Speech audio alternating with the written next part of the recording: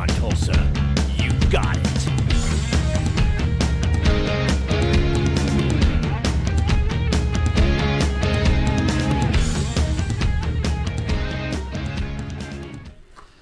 Hey everybody, this is Chip's Enuff week for Tulsa Music Stream. We'll be joining him here shortly. He's actually right here with us right now. Yeah, so this is episode 52. Welcome to Tulsa Music Stream. Make sure you share our event on Facebook, and if you're listening to on Twitter, make sure you retweet this, and as well as YouTube. Make sure you hit subscribe on YouTube, and we're also on Twitch.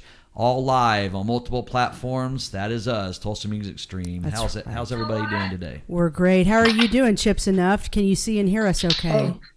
Very good. I can hear you fine. Awesome. Excellent. Thank you so much for joining us tonight. We've got a lot to cover with you, and we've got a lot of viewers watching tonight. First thing I want to mention to you is Scott and I had the pleasure of seeing you guys out at Rock Island Fest. And man, you guys absolutely killed it out there. It was such a great set. But what really, really made you shine, honestly, I think above everyone else, is your personality and how you made a point to get out there and meet people and give hugs and give autographs. And, you know, that goes so far with the fans. Tell us a little bit about you guys' experience at Rock Island Fest and how fun that show was for you all. Well, it was certainly a big concert for us. Anytime you get a chance to share the stage with all those great bands, is very exciting, especially with Cheap Trick. I grew up with those cats. We go back a long ways. I've always loved Robin. He sang on my solo record. Rick's played with Enuff Snuff on numerous records, along with his son Dax. The only reason I haven't had Tom Peterson on any of my records is because I play bass and so does Tom. Right. But a big fan of his, and Little Robin Jr. is a fabulous musician as well. Great bands. But the other groups that were on the bill as well as Cheap Trick were Dee Snider and Twisted Sister. You know, it's just basically a Dee Snider's solo thing, but Yeah, he's a fabulous frontman. That band was absolutely incendiary. And hanging out with the guys in Jackal, I go back with Jesse, 30 years. Wonderful cats in that band as well. Mark Slaughter still has pipes. Dana, the guys just bring it every night. Just a strong, formidable band. Winger, fantastic. The list goes on and on. It's a great festival that I'm told from the guys who run that, most notably Mark, that they're going to be doing that every single year now. So Wow. I'd certainly like to be a part of that. That was nice. We played 2 shows. Yes. And most bands only played one time. We played a couple of shows, and then I thought it would be nice to go out there and say hi to the fans, because that's what it's all about at the end of the day. That's what's important to me, playing a great performance and then getting a chance to say hello to the fans who have come out and supported the band for all these years. And that's one of the better concerts I've played. And listen, Enuff Snuff has been at a lot of festival dates, a lot of big shows. You know, I remember going out with Alice Cooper and Foreigner and Billy Squire and the Fix in Florida, playing 100,000 people there. We've done massive festivals all around the country, playing to 30, 40, 50,000 people with Def Leppard and Poison. To be on a stage like that, this part of my career, I don't take it for granted. I'm very grateful for it. And hopefully we'll be back there again next year, because Rock Island Fest, Eddie Trunk, I shout out to him as well, because he was a great host, put all that together. You can't go wrong playing with those guys on stage, sharing the stage with everybody. The All-Star Jam was incendiary, playing with the guys from Doc and most notably George Lynch.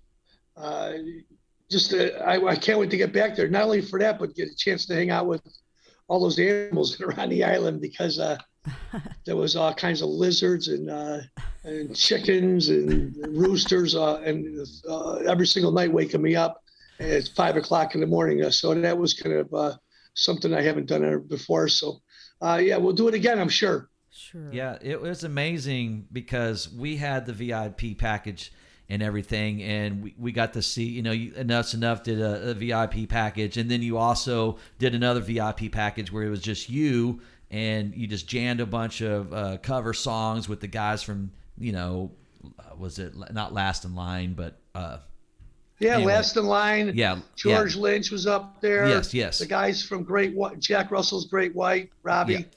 Yeah. It was really a formidable band. Solid drumming. Yes. Those guys really played well, and we never played together before, so it was really nice to share the stage and get up there and play a few songs. I'm the king of that. I've been playing in jam with guys forever and ever. You don't need rehearsal; just get up there and play. That's something you don't get at a lot of any other festivals. Is something like that where you get up there on a smaller stage and just jam with all your buddies, and so that's really, really cool. Yeah, it was great. Yeah, it was real nice. I think that they're going to use that template for next year as well. And you'll see, 20 bands or so at Rock Island, along with a big all-star jam. They know that works very well, and the fans love it. It's just something nice that you just don't see very often. Right. Yeah. I seen you were running around taking pictures with people, a lot of fans. You hung out at the merch booth, and I got to go meet you and talk to you and get this show with you finally. But you told me, you said, like, why doesn't anybody else come out here and do this? It's like, it's not that hard. You get done with your show, and you chill out and then go back here behind the table and try to sell some merch and hang out and say thanks to all the fans. It's like, well, I don't get it. Why doesn't anyone do that? Why doesn't anyone do that?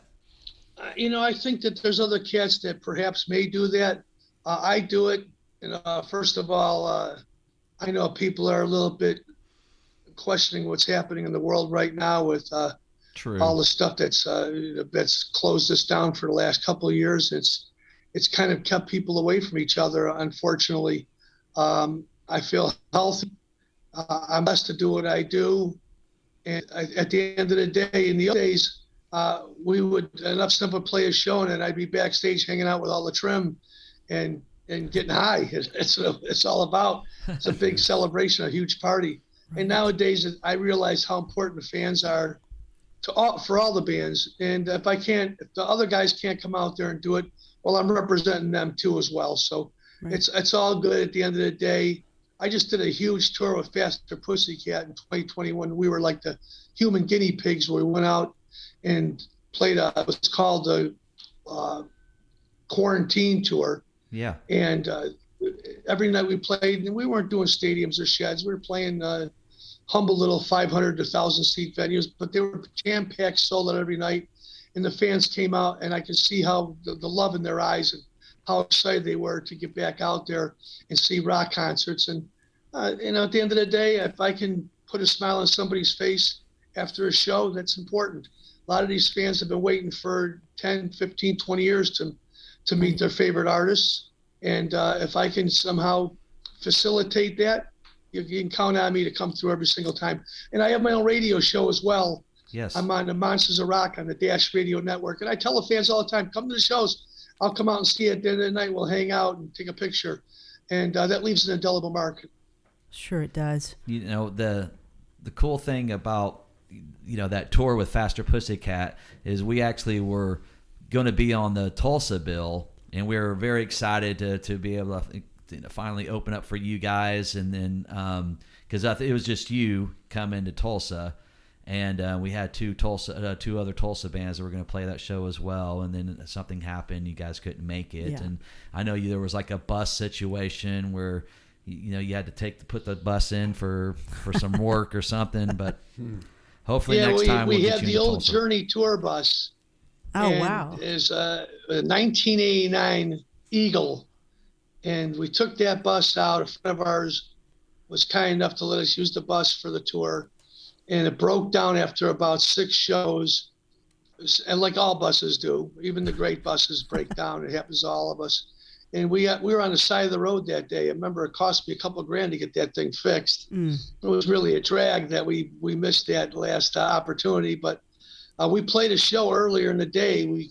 We played in Detroit the night before, and then had to take the bus all the way to Baltimore to do the M3 festival. So it was a 15-hour drive from Detroit all the way to Baltimore. We made it to Maryland. We played the show. We jumped back on the bus because we were on at noon.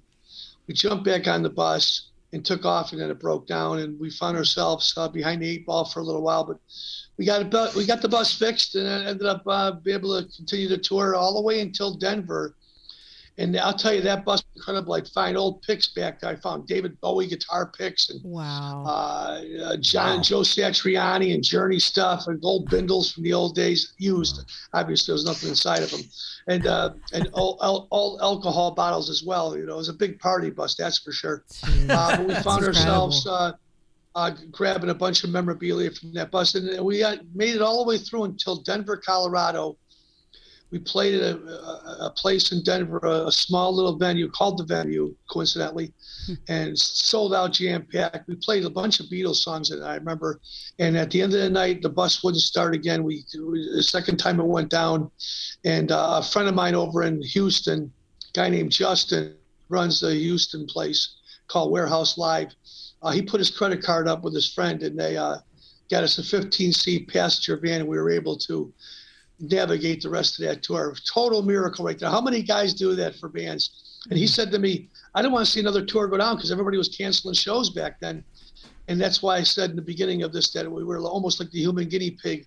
Our agency, Artists Worldwide, was on that tour, along with Sullivan Big. And then we found ourselves where we weren't sure exactly how much we were going to be able to do, but there was no mandates, no restrictions. Nobody got sick. Everybody was real healthy, and the tours really went well. And we were able to do 42 shows on that run, which is quite a good, remarkable run for any rock band this day and age. And they were playing 6 days a week. And I thought that was pretty significant. And I think it showed a lot of the promoters out there that, hey, we can still do this. Yeah. Sure. One more. I want to touch one more thing on the Rock Island Fest. There's a group page for Rock Island Fest, and everyone was posting all the pictures that you were taking with everyone, and everyone were just very happy and thought you were amazingly cool that you did all that, and they want to make you like the ambassador of Rock Island or something. So you definitely made an impression with a lot of the fans out there, and they really enjoyed the fact that you were like down to earth and cool, and you look great. You look healthy. You still look like a rock star. You still look like the rock star, exactly. That's right. And so we're going to get into this. We got some people in here in the chat room watching this live and everything, and they got a lot to say, and we'll get back to a lot of their messages and stuff, but we're going to talk a little bit about what you got going on now. I know you just not too long ago released a Beatles cover album called Hard Rock Night. Yep, there it is, there, right there, the cover of it. I want to ask you about that. I mean, it was kind of a no-brainer that that you guys were eventually going to do something like this. But what I want to know is, how difficult was it for you to pare it down to those 10 songs when you had such a vast catalog to choose from? Thank you for your kind words. It was definitely a challenge. We picked stuff unwittingly from 1967 through 70. It just happened like that. Those are songs that we thought would fit into the set, and that we would be able to go out and play and perform live. Those Beatles songs there's nothing like them. They're timeless. We've always loved what they've done in the past. I think over 300 songs on Spotify the Beatles have right now. A wonderful catalog of material right there to pick from. And I picked a lot of the songs that I used to do in the early days of Enuff Snuff, because we played Beatles songs in our set. We would do Cold Turkey off the Shaved Fish record. We loved John Lennon. And we had Jet in our set for a little while as well. And then a couple other ones too. The Revolution, we used to play that. It's actually on one of our live records. So I was familiar with those songs in our rendition of the songs. And make no mistake, this is it's a cover record, but it's a reinterpretation of the Beatles songs through our eyes. If the Beatles were out right now and they were playing through Mesa Boogie amplifiers and Marshalls and SPTs and big drums, imagine what they could do. They stopped playing a long time ago. They were just making records. They weren't really playing a lot of live shows, although they were a fabulous band live. In the early days, you've seen the Beatles, and a lot of us were too young to experience that. You couldn't even understand it. The PAs weren't significant. Right. It was very difficult to hear the vocals constantly. It was hard for the guys on stage to hear themselves. They just didn't have the same technologies they have right now in this day and age. But we went in the studio and we just started playing these songs live. And I sang them just like I would sing it live. And it was not a lot of overdubs, not a lot of punching in, just trying to sing the songs and see if I can work my way through them. And when it seemed that we had something to work with, then we went in and we did a little bit of overdubs. Tony Fennell, my guitar player, a fantastic producer, he had some wonderful ideas. He's got his own studio called T-Rays. He did a lot of stuff over there after we did the basic tracks here in Blue Island at my studio, which is called Chips Enuff Studio, for lack of a better name. Mm-hmm. And then Tony and I took the tracks and we went over to Torrey Stoffregan, our guitar player. And he's like a little disciple of George Harrison, just loves that kind of guitar playing, wonderful slide player. Mm-hmm. He did a lot of stuff at his studio in Scituate. And Daniel Benjamin Hill did all his drumming here in Chicago. He's a famous record producer, up-and-coming guy who plays a lot of string arrangements. He's a solid musician. Well, once we had something that we thought was really a rock-solid record, and we were paying respect and homage to our favorite band, the Beatles, then we took it over to a place called Stonecutter Studios in the north side of Chicago with a producer engineer named Chris Steinmans. Chris is responsible, if a lot of fans out there have heard that name before, he was responsible for the Kiss records in the early days. He did a lot of that early stuff with them and some of their better records as well. But he's also worked with Alice Cooper and Styx and White Lion and did a ton of Enuff stuff, does hip hop records. He's a very diversified guy. And he listened to the record and he goes, let me do my thing to it. I'll mix it for you guys.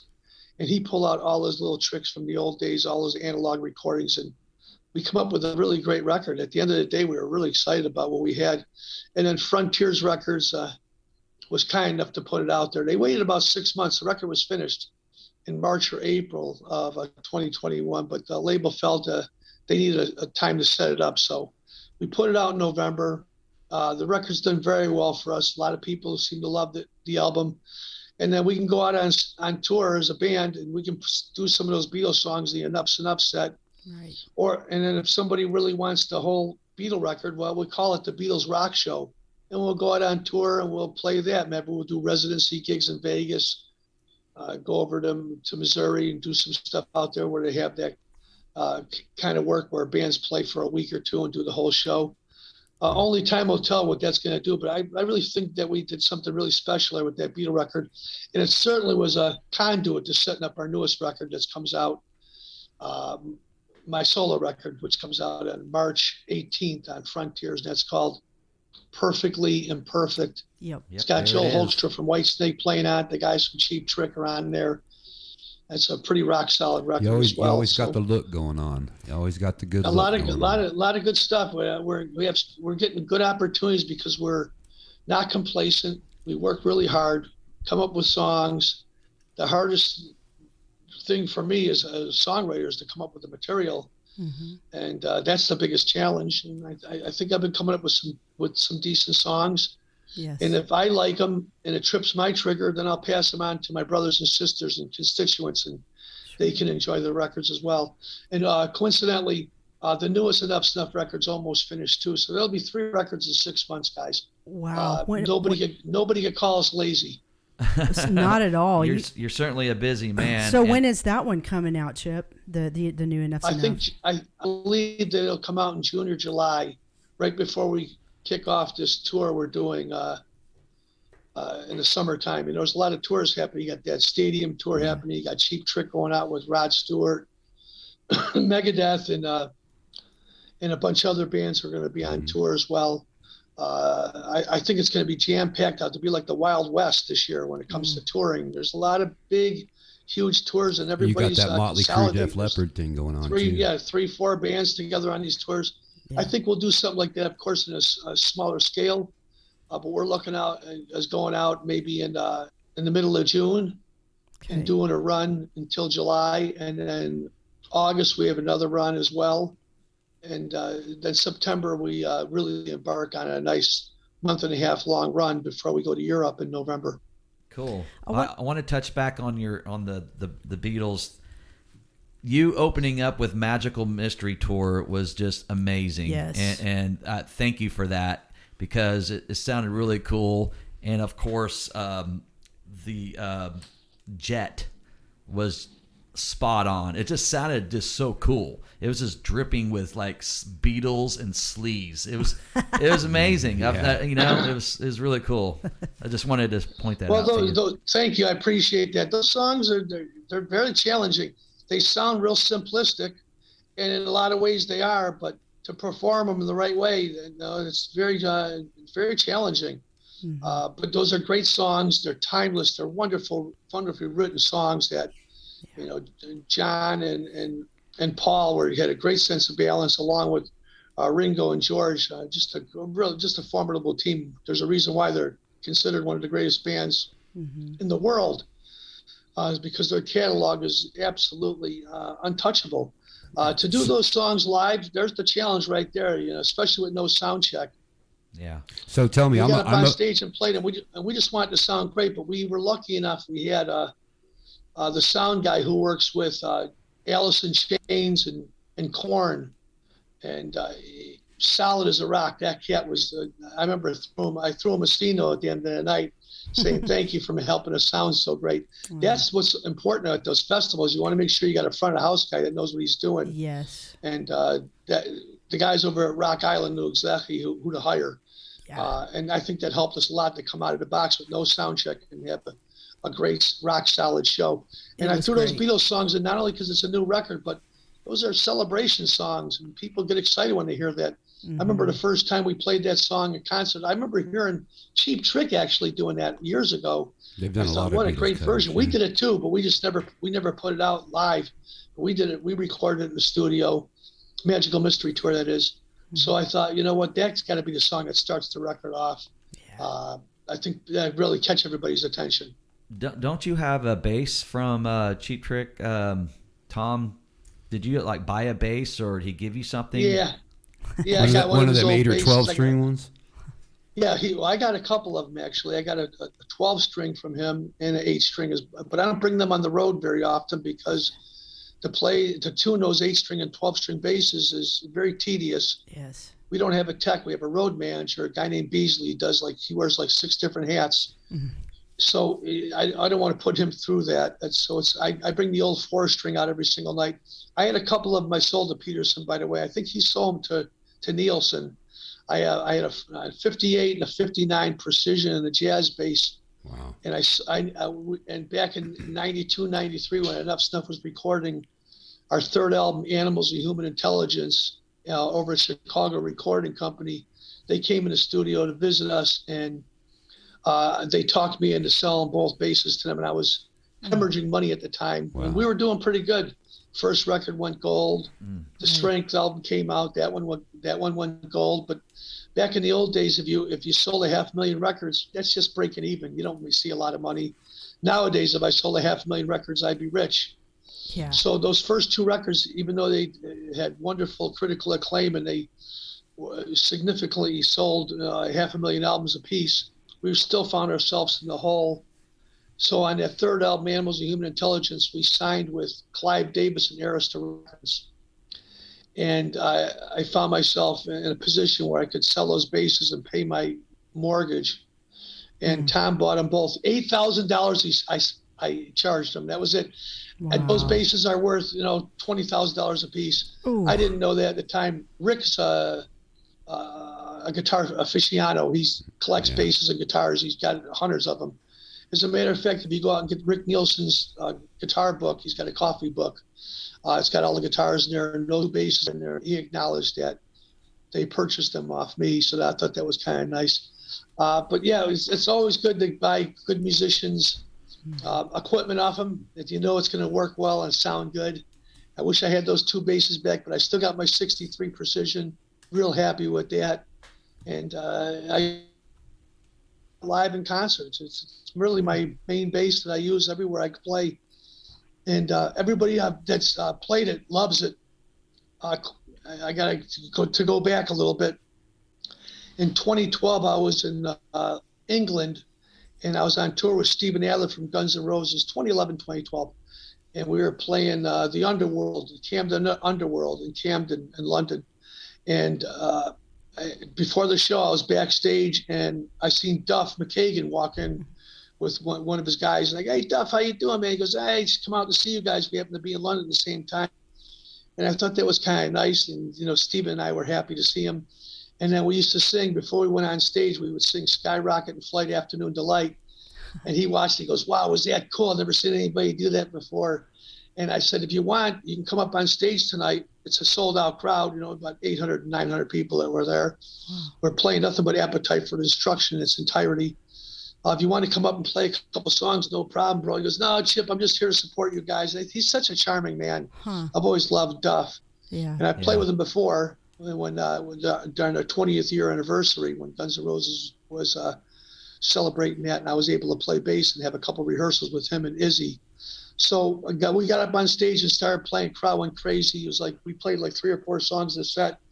And I looked over at Duff, and he nodded at me like, okay, I'll come up and play. I thought that he didn't want to play at first. He was just there to support Steven and the band. Right. But then he seen the crowd going crazy, and for the first time in 15 or 20 years, couldn't resist. He Duff wanted a walks part up of that, on didn't he? stage, Yeah. and I hand him my bass guitar, and they go into, I think they played It's So Man. No, maybe it wasn't the Sweezy, because I opened the night with that one, but it was My Michelle, and I think they did Paradise City. And I just remember the look on people's faces. When he first walked on stage, I handed him the bass. People were crying in the crowd. There was a 10-minute standing ovation for Duff McKagan and Steven. And I seen it. I still got the chills thinking about it right now, because I played that room plenty of times, and we have some of the most wonderful fans in London. But to see me up on stage with the guys in Guns N' Roses, it was a very special moment. Brought a tear to my eye, and they played a couple of songs, and then I remember Duff handed me the bass. He goes, "Great bass. The action's pretty high." And of course, it is. I always play it real high because I play very aggressively. Yeah. But I had a lot of guys, a lot of musicians that played that bass, and they love it. And I just, for some reason, I've never gotten rid of it, because even though it's all in the fingers, that bass has its own tone, its own tonality, its own sound, its own timbre. And it's pretty special to have a bass after all these years. 1963, I bought it in 75. And to be able to take it out on tour and play it around the country. And people love it, the sound of it. But I can make any bass sound good without sounding modest. That's cool. That's awesome. Doing all things, researching Enough's Enuff. You come across, some of your older material and some of your older interviews. And, the way you guys looked when you first came out was, very glam, and slowly progressed into, kind of a more of a streetwise look. You still look great now. You kind of got, got the glasses and the hat going on, and you always look great in your videos. But tell me a little bit about the progression that you guys, like some of your interviews I was watching, you guys were just giggling, and you were young and everything. They were high. Guilty as charged. they were high. But it was just amazing seeing some of that stuff. And I came across a couple of performances that you guys did on David Letterman, and I noticed your drummer was even playing guitar. I think it was Vicky. And what was that like playing on David Letterman? The first time we went on David Letterman, Morty used to book the place. And he was really good at what he did. He always tried to get new and up and coming bands. Our record label, Adco Records, worked really hard to position us and get us to the place where we can go on some TV stuff. Before that, we were doing the Howard Stern show a lot. And Howard's always been a real proponent of Enuff's music, and a good friend of ours. I think that might have been the catalyst to how we got Letterman. But the first time, Morty called us and said, we just want to have Donnie and you on the show. And we said, oh man, thanks so much. We love that, but we want to bring the whole band on. These guys have been through the whole, working our way to get to where we're at right now. And it's very, very difficult to have this opportunity and let it slip through the cracks without sharing it through the whole gang. Right. And I go, how about if we just have the guys come on and we have Vicky, instead of playing drums, we just have him play guitar. And in this way, we keep unity within the band. Everybody's happy. We all share the experience together. and it'd just be a wonderful moment for all of us. And the Letterman's people, Morty mostly, the guy who books the show, said, okay, it's fine, we'll do that. So they flew us all out to New York. We did Howard Stern first in the morning, and then we went in the afternoon to do Letterman. It was a wonderful experience. We did Baby Loves You, which is off the Strength record. And I thought that was really a great performance because the keyboard player, Paul, was a huge Enuff Snuff fan. He just loved the band. I could tell they all were fans of what we were doing because we're a real rock band. No tapes, no sequencers, no guys backstage, just 4 guys plugging in and singing and playing. And at the end of the show, I remember David took us downstairs to the boiler room. We all shared cigarettes and cigars. That was a great moment. And 6 months later, we were doing Animals of Human Intelligence, put that record out, and we got the call to come back out and do Letterman for the second time. That's very rare. Wow. Most bands don't do Letterman once, okay? So here we are getting ready to do it for a second time. We're super excited about the prospects of not only reaching some new fans out there, but selling some records as well. And went on the show, and I remember the guys in Letterman's band, they said, Chip, stay on with us, and you can play during the commercial breaks as well, because I was playing bass. Yeah. And, Will Lee was playing guitar. I told Will, I go, if you want to play bass on it, bro, I'll just sing with Donnie, that's fine. And Will said, no, are you kidding me? I had the 12-string bass, by the way. I had a bass guitar that was Kramer gave to me, and it was made for Chris Thomas, I think it was, or Bruce Thomas from Elvis Costello's band. Oh, wow. And he never picked it up. So I talked to the constituents over at Kramer, my buddy Michael, who ran the place, Michael Pluckett, and he says, oh, man, we'll sell it to you, bro. Don't worry about it. And I go, well, can you put some peace signs on it and make it look kind of cool, like Enough's Enough? And they said, yeah, we'll do that. So I paid up. So I took that bass with me on the show. So when Will Lee, he goes, oh, man, you got the 12-string bass. That's so cool. Chip, he goes, can I just play guitar? And I go, that'd be great. So he played guitar on it. And then during the commercial breaks, obviously he couldn't switch guitars in time. So I just stayed up there and played bass. And I love that because I got paid twice. Wow, I got that's paid cool. for playing with both bands. And I didn't know anything about it. I didn't do that for that reason. I did it because the love of playing. I wanted to play with those guys, and being up there with Paul Schaefer and Will Lee was a very special moment for me. But I remember we finished the show. We jumped on a plane. We had to go play somewhere out in Indiana or somewhere. So it was me, Bob Brigham, our manager at the time, along with Herbie Herbert, or late Herbie Herbert, God rest his soul, greatest manager in the world.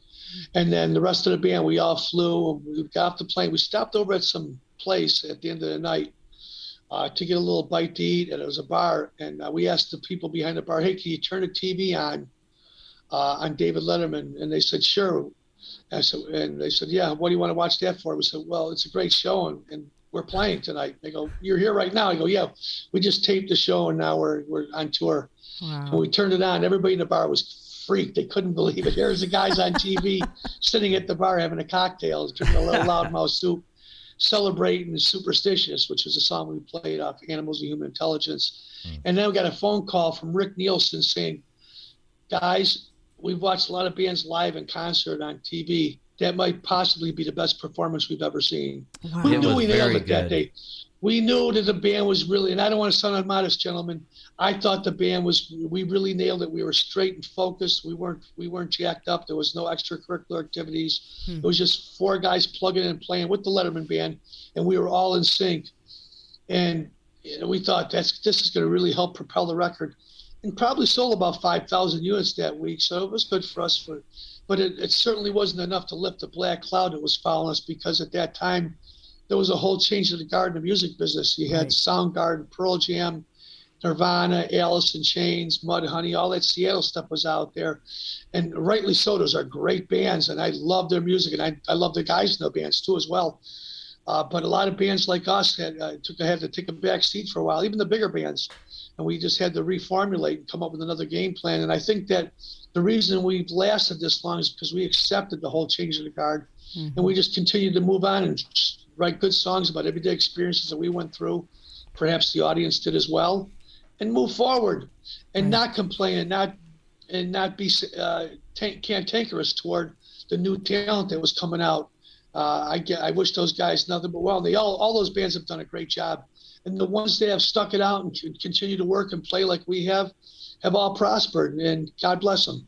Mm-hmm. Do you have any regrets that you guys got lumped in with all the 80s bands back then because of your music No. is completely No. more complex?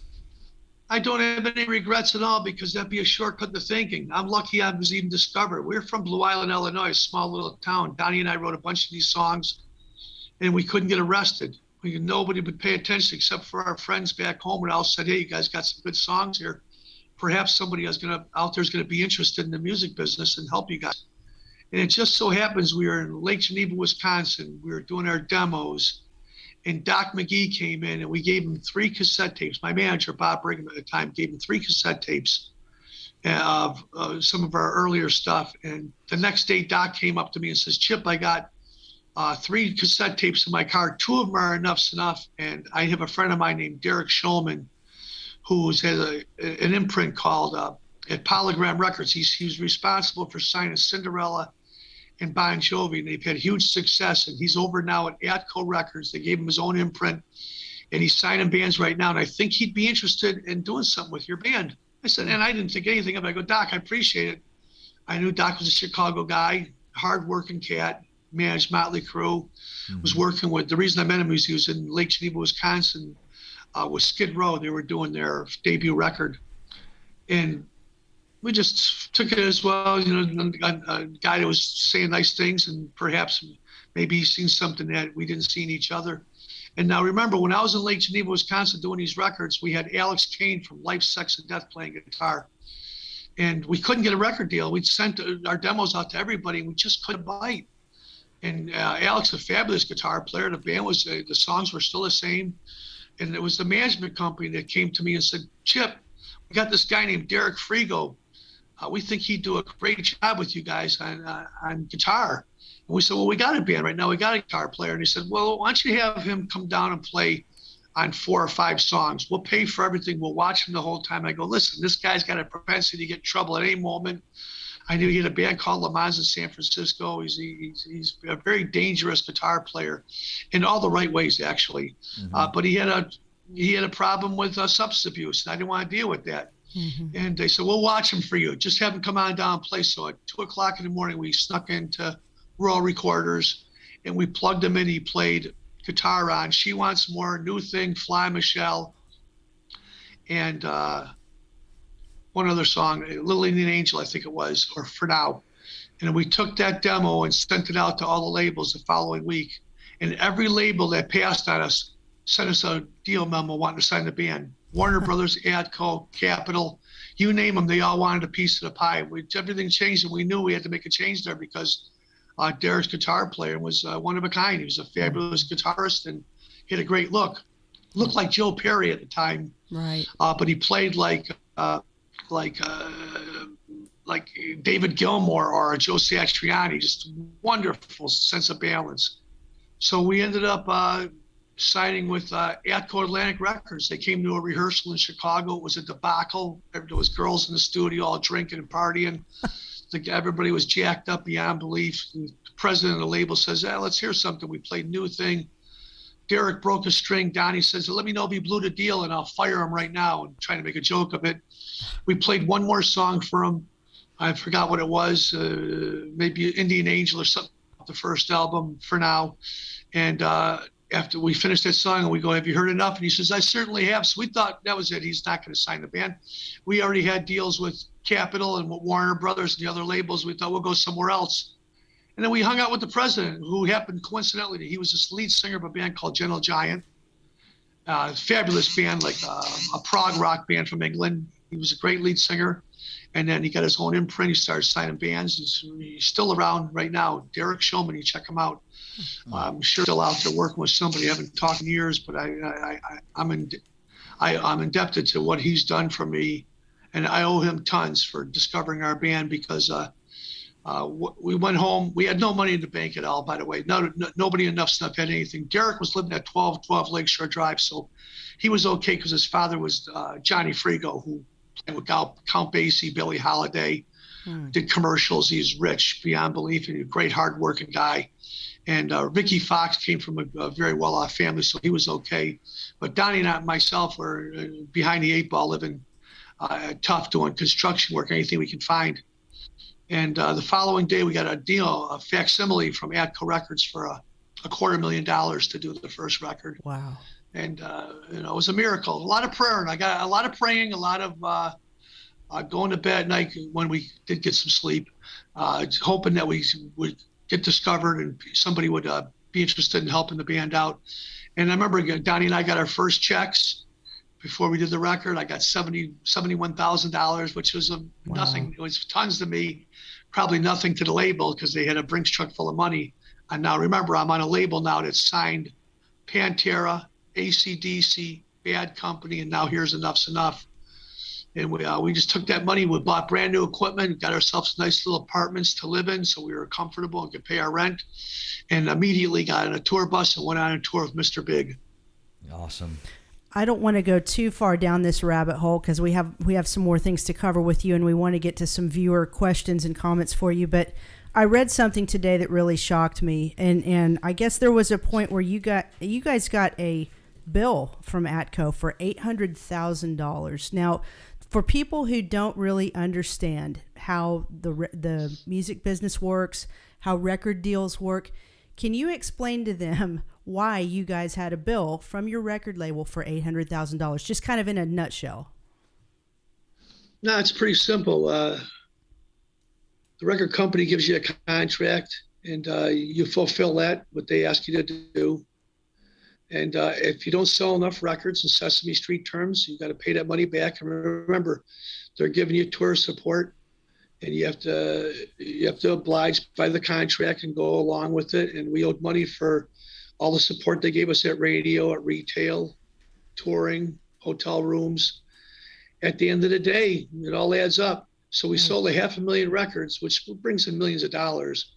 But they spent a Brinks truck to help promote the band and put us out on tour. Right. So there's a little thing in the contract that says recoupable. No one reads that. And basically what it says is we have to pay back all our debt that we incurred during the making of the record.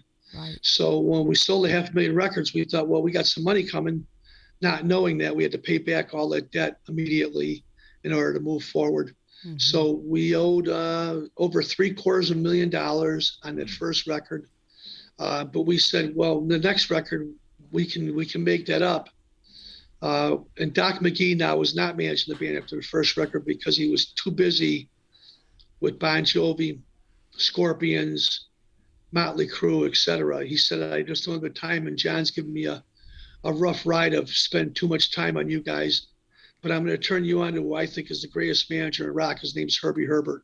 So Herbie took over the band at that time, and Herbie, of course, managed Journey, Mr. Big, Steve Miller, Roxette, Europe, etc. All the bands he had were massive, sold millions of records.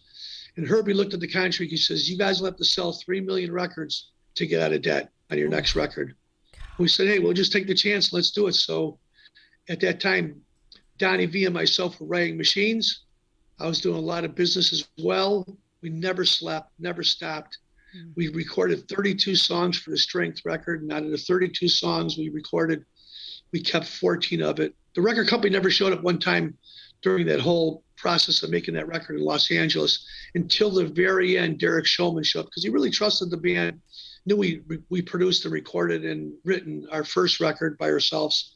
So what he did was he hooked us up with the mix specialist, Paul Lanny, who was responsible for Peace Sells, Who's Buying, and Megadeth. And Paul mixed the record and co-produced it with us at a recording studio called Music Grinder in Los Angeles. And at the very end, Derek Shulman showed up there. He says, we got a problem, gentlemen. And we said, what's that? He says, too many fucking good songs. So we cut it down from 32 to 14, put that record out there. But that was right when there was a change of the guard in the music business. Right. And everybody was taking an ass whipping. And we didn't stop. We said, we're going to keep moving forward. We're going to try to we're going to navigate these waters and see what we can do. And we went on tour immediately and started playing shows. And the first tour was going out with Nelson, believe it or not. It was either Nelson or no tour at all, playing clubs. We said, we'll take the Nelson tour. Wow. Gunnar and Matthew seen me at in New York at one of their shows, Irving Plaza. They said, you guys, what are you doing? We love your record. And we said, we're looking for a tour. And they said, you want to go out and tour with us? And that's what we did. We followed around Guns N' Roses in Skid Row for about 2 months, playing sheds and arenas. And that was a pretty significant tour for us. Sure. But it certainly wasn't. It was a Band-Aid on a gunshot when we were in trouble. Yeah, I understand. It's such a tough business. I want to make sure that's all of your history. That's so fascinating. I want to make sure we want to promote what you're doing now, in addition to talking about those past experiences. And we kind of quickly glossed over this, but I want to put this back up. I don't know if you can see this on your end, but our viewers can see it. This is Chip's solo album that's coming out on Frontiers Records on March 18th, and it's called Perfectly Imperfect. And I have heard the song Heaven in a Bottle. It's got a really cool video with it as well. Absolutely fantastic work. And I want to ask you real quick, and then I'm going to let the guys have some more questions with you, and we'll read some viewer comments. But I was listening to that song on my headphones, and I don't know how you guys do it, but it's like the perfect blend of it. It has a modern sound. It's very sonically crisp and clear and full, but somehow it has that warmth that you find in old vinyl. So when you guys record, I mean, are you trying, are you making a conscious effort to kind of capture that old warmth sound while still maintaining sort of that modern, really nice, full, crisp sound that it has?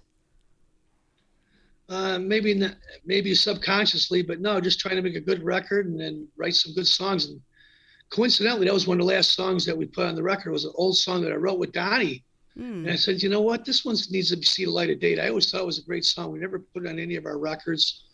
Just did it on demos. I said, I want to do something with this one. And I just went in the studio and laid it down. And once again, it was pretty much live in the studio. Dax Nielsen from Cheap Tricks playing drums on that track. Once again, Joel Holstra from Whitesnake is playing guitar on 3 or 4 songs on that record. It's just another rock record, another pop song. It's great, man. Writing songs about everyday experiences that we went through, and perhaps you did as well. And I've said it a million times. My songs aren't going to change the world, and I'm certainly not trying to do that. I'm just putting out songs that I've written and that I feel in my gut that would be something that other people might dig. Sure. And I'm glad that we were able to put that on Frontiers record.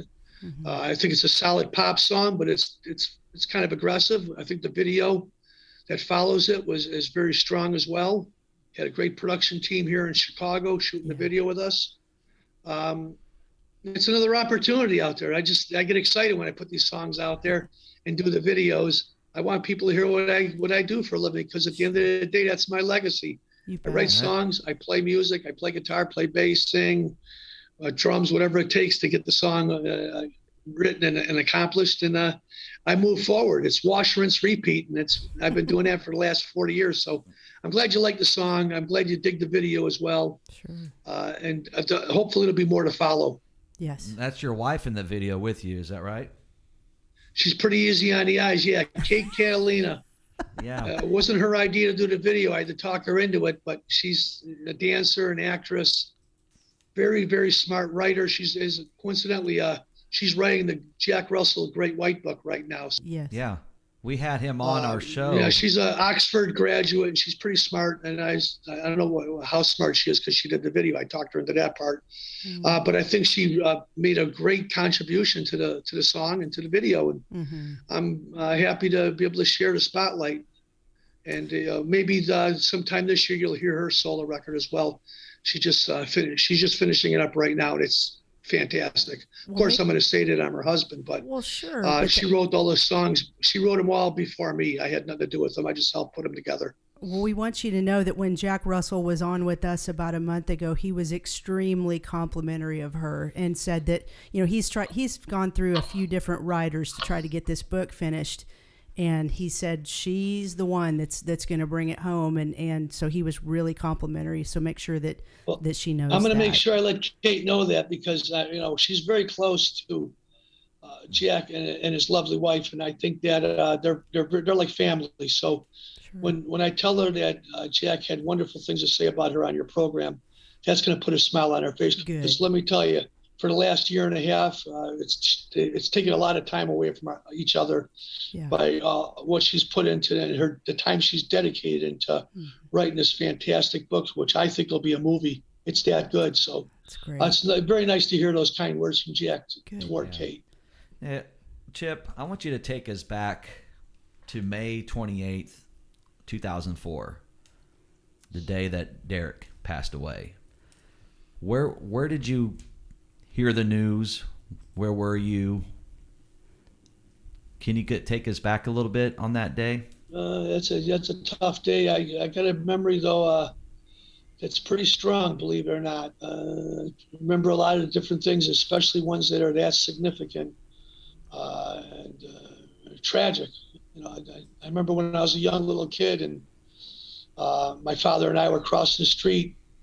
I was 9 years old, and a little girl ran across the street at 2 years old and got hit by a car and killed in front of us. Oh. And it was beyond belief. That was the first time I learned about life and death and how it can be taken away and snatched away within seconds.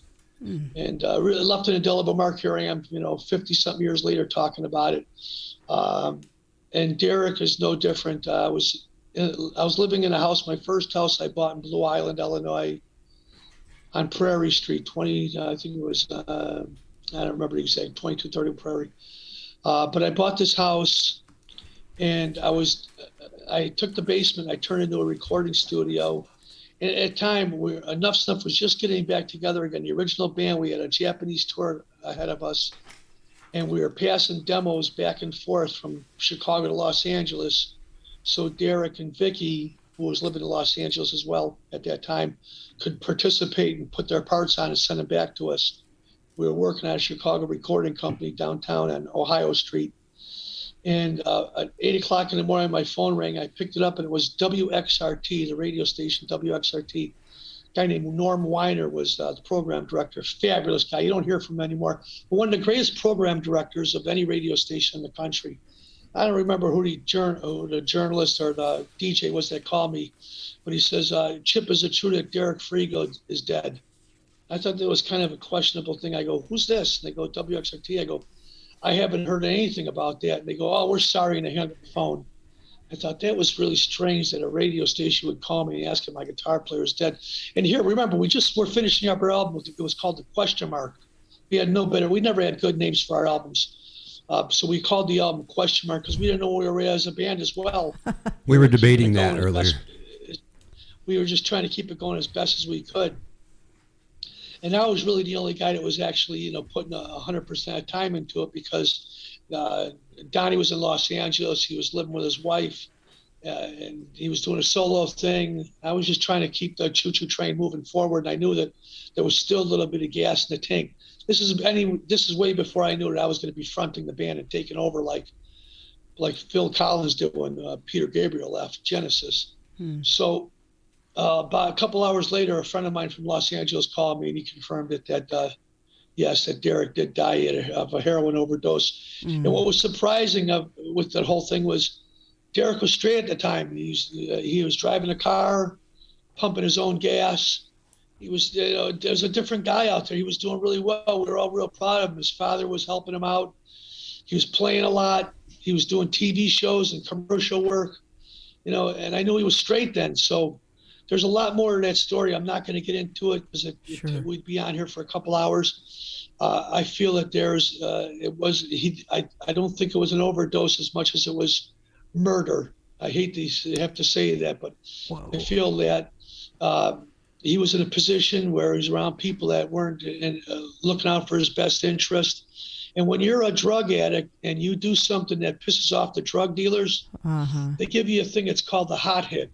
And and they don't tell you what it is. They just sell you the drugs, and it's a hot hit, and it's pure heroin uncut, and you do a little bit of it, and you die. And when I talked to Vicky Fox, and Vicky says that he felt the same way, that it was something that happened that wasn't consistent with just a guy having a heroin overdose. That it might have been a lot worse than that. And he's talked to me about it a little bit. I know his family went out and they hired a private investigator to look into it. But when any drug addict that dies from an overdose, it's swept under the rug. Sure. And that's what happened there. So if I can keep the legacy of Derek alive with his music, that's what I'm going to do. He's a wonderful player. Notwithstanding anything that happened in the past, you don't hold a grudge. If there's there's a time when we have to, as artists, separate the art from the person. So if somebody writes great songs, but they committed a crime, you still have to acknowledge that they're still a great songwriter and or a great musician. And Derek is a great musician. He's missed. I'm grateful I get a chance to spend all those times I did with him in the past. And I love the fact that he's on the records. I can listen to him anytime I want. And it brings a smile and puts a smile on my face. And all my rock musician constituents absolutely hail him beyond belief. That's great.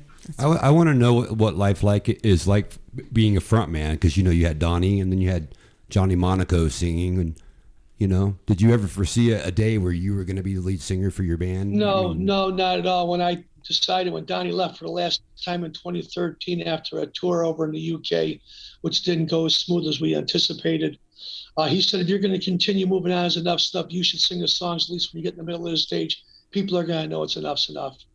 And I still didn't take the gig right away until I talked to my friends, most notably the guys in the band, and I asked them how they felt. And I remember doing a couple of gigs without Donnie, and I hated doing them because I love his pipes so much. He's just a wonderful singer and songwriter and just a fabulous guy to work with. But there was a lot of problems. It was really tough for him. The reason he left the last time was because he was disillusioned by the music business, and he had some health issues. So I wanted to keep the legacy going. So when I had some shows, the record company and our agency, Artists Worldwide, said, we got these gigs for you, most notably M3 Festival. I decided that maybe I'll take the bull by the horns and try to do it myself. And, at this point, who cares who drives the bus? Let's get to the picnic.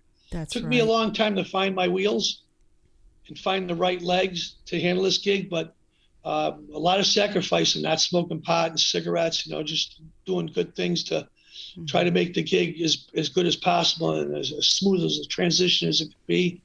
And then I listened to the fans more than anything, and the people have spoken, and 95% of them said the band's as good, if not better, than it was before. Yeah. Keep doing it. So what's your relationship with those guys now, with Donnie and Johnny Monaco and all those ex-band members? You good with everybody? I think that they live in a glass house and they sling mud. Yeah. But I care about them beyond belief. I think they're both extremely talented. I did talk to Mr. Monaco about a couple months ago, and we had a wonderful little chat on the phone, and he sent me a text message. He was very kind, saying it was great to hear from me, and he misses me. That was nice. Donnie, I play on his solo record. I did the video for Party Time, and I played bass and guitar and sang on the track with him. Some good stuff there. He's also playing the last Enuff Snuff album. We did a Strangers in My Head where he sang on it and co-wrote the song. Listen, I'm grateful for where we went as a team and all the things we've done together.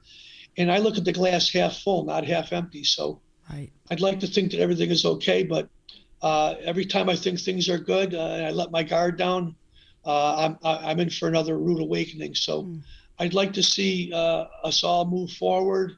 And I'd like to believe that me carrying the legacy of Enuff Snuff is notwithstanding a wonderful contribution to everything that we've done in the past. And I would hope they would respect those guys. And maybe one day we can go have dinner together and discuss all the wonderful moments we've had together as a team. You bet. Are you open to do anything music-wise in the future with the last and Donnie? On the Brainwash Generation record, Donnie came down, as I said earlier, sang with me on Strangers in My Head, which was great. My first single on my solo record is a song that we both co-wrote called Heaven in a Bottle, another one that's good. On Party Time is his new solo record. I think we've done some good stuff, more than... Oh boy. I think he froze up. Sometimes it comes back. We'll see if he comes back here. Chip. It's frozen up on us. That's on his end. Uh-oh. That's not it. Well, shoot. We'll see if it unfreezes here. We may have lost him. Can he come back in the room?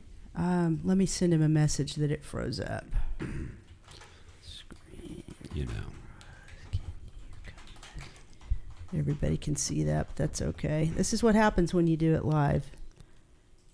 That's okay. This has been a really great interview, though. Yeah, it's great when you have a guy that has some great stories, great things to say. Look at that! Look at that! Wow, isn't that crazy? Yeah. I'm gonna go back to our main screen here. If he comes back in, that'd be great. If not, we were approaching the end of the hour with him anyway. I'll keep an eye on this if he comes back in. We do want to make sure we tell you guys to go check out his solo album. I'm going to put it back on the screen here again real quick. I think we may have lost him. It is Perfectly Imperfect. And like I said, man, that single Heaven in a Bottle is so good. If that's an indication of what, the rest of the stuff on there, boy, it's going to be a good one. And that's coming out March 18th. Also, I was going to go through this with him. There's some tour dates that they've got coming up. In April. They're here in the States, in Iowa, Nebraska, California. Then they hop over to the United Kingdom. So they're not only going to be playing here in the States, but also overseas. So you can check all that out. And let me go. Darn, I'm so sad that we lost him. Anyway, their website is, I have to pull this back up, enuffsenuff.com. And then it's facebook.com/enuffsenuffofficial. So you guys make sure you check that out. Dustin, I'm sorry we didn't get to your question, and Stacy had another question too, but I think his internet froze up and he is out. So thanks to everybody that hung out. I sent him a message and told him that he froze. So Yeah. we'll see. But anyway, I want to thank everybody for tuning in with us. Ann Hunt, Todd Cook, Angie Parker, Mama Gay, Christy Lee, Lynn Hernandez was in the house. right on. Chabola. Michael Chabola. Elizabeth Talcott, Dustin Little, Jose Sanchez, Jamie Hooper, Tracy Long, Stacy, Shelly, Tina, Kelly, Brad, Angela, Cynthia, Shoemaker. I'll bet your arm is wearing out, Teresa. Good job on that. I'd like to thank all of you guys for being here too, Scott, Jenna, Definitely. Teresa. Definitely. So I guess to the point of my question was, was he open? He's done some things, and it sounds like he just kind of wants to, move on, move forward. I guess. Yeah, he's. As we were prepping for this, it's obvious there's a little bit of bad blood. There was when I last read interviews with Donnie B, and you hate seeing that. Everybody's getting older, and I don't care if people get back in bands together or not. You want them to mend fences on a personal level. So hopefully those guys can all just, like he said, go out to dinner together and be cool with each other one way or another. It's funny how bands were like that. You know what I mean? It's like the Kiss and the mudslinging back and forth between the ex-members. And then, it's just funny. You had Journey guys suing each other. And it's just weird, man. It's a very dysfunctional family sometimes being in a band. It is, and I'm sure once money comes into play, the whole ball game changes because, it's all fun and games till you start seeing the dollar signs. But that's why there's something so special and precious about that beginning of a band, when everybody's just doing it for the love of the music and the camaraderie, and you're hanging out, and then darn it, here comes the money and the power and egos, and boy, things can get ugly. But when you're in a band with somebody for a long time, sometimes the personalities just really come out, and they finally just clash to a point where you're like, that's it. It's unfortunate, but man, another great he guy. was breaking it down, like the whole everything that he would go into. He was very just detailed and honest. That was an honest interview. He said some stuff on there that blew my mind. I did not know that about Derek, and wow, right. I was going to ask him if he had a title for the new Enuff's Enough album, but again, he said that would be coming out in June or July. Busy guy, busy band, fantastic band. They were so good at Rock Island Fest. I wonder why his phone froze, though. Well, it just happens. I wonder. And you know what else I wonder? I wonder why we forgot to turn on the live on air sign. Because when we forget to turn that on, you can't see it. No, it's not on. It's right. You can't see it when it's not on. That's true. Oh, are you able to flip around and turn it on? Since we're going to be on for like 5 more minutes. Go ahead, do it. Just make it right for me. Do it for. All right, now we're live. Whoa. Now we're live. Check. Oh, There's something wrong with it. that thing was made in China. So, Oh, there it goes. Okay, perfect. There you go. Now we're live. Now we can get off air. Okay. So let me real quick. Hey, Teresa, you feel like saying hi, or do you want me to? Yeah, of course. Let's do it. Okay.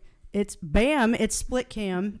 There she is, doing a great job. Hello, Teresa. Hi. Thank you for all your help tonight with... What's on your mind? My pleasure. Yeah, what's up with you? Nothing. Nothing? Nothing is on my mind. What'd you think about the interview? It was fascinating. It was fantastic. It was. I was hanging on every word. I could see you doing that over there. I was hanging like Yeah. that. He is a fascinating guy and so sweet. And like we said, he was the rock star of that festival down in Florida. I mean, everywhere you turned your head, there was Chip taking a picture with someone and hugging a neck. And of course, it's a scary time right now with COVID going on. But I mean, he wasn't letting that stop him from connecting with his fans. So it was just neat to see a guy doing that. May I? Stacy Lundgren has a question for you, Scott.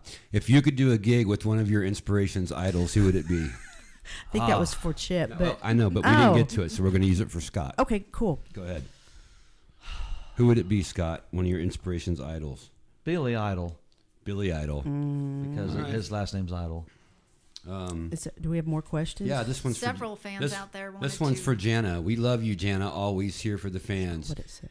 You got my vote for mayor of Rock Island. Well, now Chip's got some competition. I tried to represent out there. I was wearing the TMS gear everywhere. Right. Did I tell you guys? I don't think I told you guys. Someone actually watched the stream because they saw us walking around out there in our jackets. Oh, How that's cool is that? Yeah.